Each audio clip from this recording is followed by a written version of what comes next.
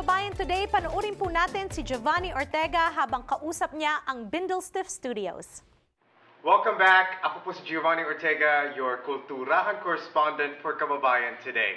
I am now inside Bindlestiff Studio, and it's about an hour before showtime of She Who Can See, which is presented by KULARTS. It's a multimedia story of Shamanic Clairvoyance. I memorized that. Do you like that? Pretty good, not bad. That was awesome. Can we hire you? Yeah, you can hire me anytime.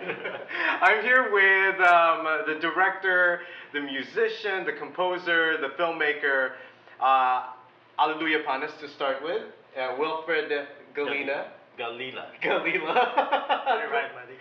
And Florante Aguilar, who is the composer. These are like my good friends, so I'm just really excited to be with them.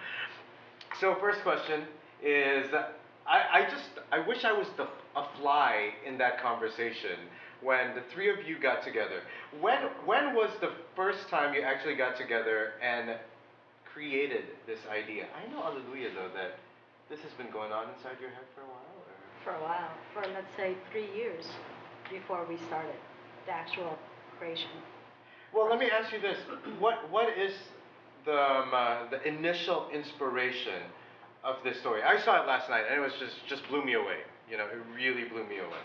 Well, the inspiration, the major kind of inspiration around this is meeting a Filipino family who had been here for several generations, and they actually practice what they call communing with ancestors. And that just floored me, and how despite colonization, transmigration, it's maintained in their own special way.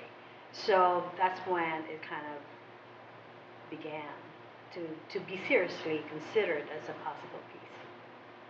And then when you were thinking about this, you know, in your vision, artistic vision, when did music start filtering in through the thought process, and as well as film?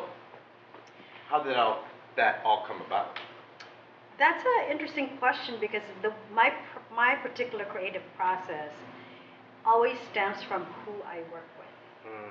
So, and it is collaborative in that, for example, with Wilfred, he's a filmmaker, so what can we do about, what are the ways that could assist in understanding the story and telling the story?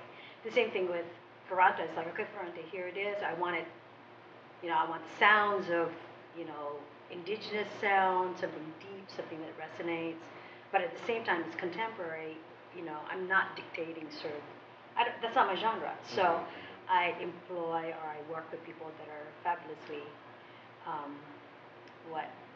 skilled and artistic and talented, and then they bring in their talent, which is amazing. Talented is the key word. Yeah, these two guys. I guess we are. And skilled. You have to be skilled and disciplined. Well, let me tell you, like, watching that film yesterday, I was just like, how many hours did they shoot, and what are the confines of creating this film? Because it felt like there was natural lighting throughout the whole process, and we were talking about this earlier. Yes.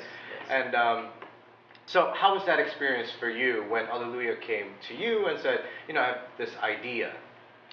Yeah, but let me preface that by saying that you asked me, like, where did this all come from? And 6 years ago, I went to a ritual, actually, with Alleluia. And little did I know that that was the beginning of the process. So in retrospect, when this is happening in terms of, we have a project, and I'm starting to conceptualize something, and then she mentioned, ritual and ancestors and entities and all that. It sort of like hit me like, oh, that was it. That was what it was all about. And so the approach that we wanted with film is to, first and foremost, show Salima's point of view. Salima being the main character of the story. Played by Alexandria Diaz-de-Fato. That when you are an audience member, you get into her mind, and it becomes this cathartic experience for you as well. And her dreams, and we see it happening, unfolding. So that's the basic concept of film, multimedia theater combination, as well as music. Right. Well, that brings us to music, and you know, it's you see the film and then you see dance, but then music takes it to a whole different level. You know, it really lifts the soul up. Let me ask you this: like in classical guitar, there's space for improvisational work, and in tribal music or like kulintang, there's also space for improvisational work. So how was that for you, finding that balance?